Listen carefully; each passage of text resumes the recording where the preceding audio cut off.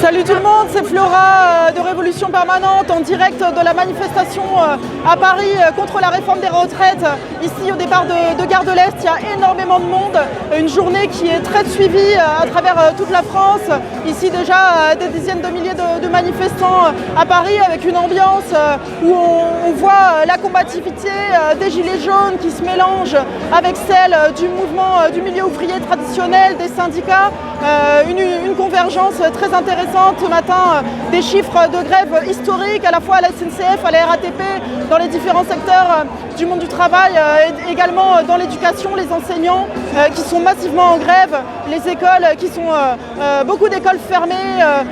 Voilà, aujourd'hui le mouvement de grève est très suivi et la grève a été massivement reconduite jusqu'à demain dans la plupart des secteurs que je viens de citer. Il y a également 7 raffineries qui sont aujourd'hui en grève, les 7 raffineries de France. Le mouvement est massivement suivi, des mobilisations très massives, que ce soit dans la ville ouvrière et industrielle du Havre, que ce soit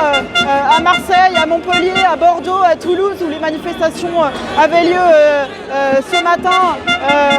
Les manifestations ont été très suivies, donc c'est un mouvement historique où on voit qu'il y a une très forte colère qui s'exprime après un an de mouvement des Gilets jaunes contre le gouvernement en général et sa politique, contre ce projet de réforme des retraites,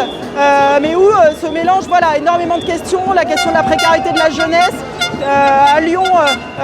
une présence importante de la jeunesse en tête de manifestation, la ville où Anas s'est immolé il y a bientôt un mois, et une pensée pour lui parce qu'il met en lumière la précarité qui touche l'ensemble de la jeunesse dans la France entière, et il est temps que cette jeunesse se mobilise aussi aux côtés des travailleurs pour faire plier le gouvernement et pour établir un véritable rapport de force à même de faire plier le gouvernement sur ce projet de réforme des retraites, parce qu'on sait que le combat ne sera pas facile, on sait qu'il faudra engager un véritable bras de fer, tenir dans la durée, mais également la question qui est déterminante, c'est celle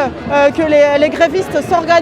s'auto-organisent à la base, en assemblée générale, que ce soit les grévistes qui décident de leur mouvement, qui votent la reconduction, avec une présence massive des grévistes dans les AG, sur les piquets, pour reconduire, pour aussi apprendre à se connaître, à partager des moments de solidarité entre travailleurs, aller chercher la convergence avec d'autres secteurs. Voilà, l'auto-organisation dans les assemblées est indispensable, mais également dans des cadres interprofessionnels. C'est pour ça qu'à Paris,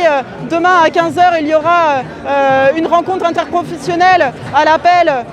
des cheminots et des agents RATP, des enseignants qui se sont déjà réunis à 3 reprises ici en Ile-de-France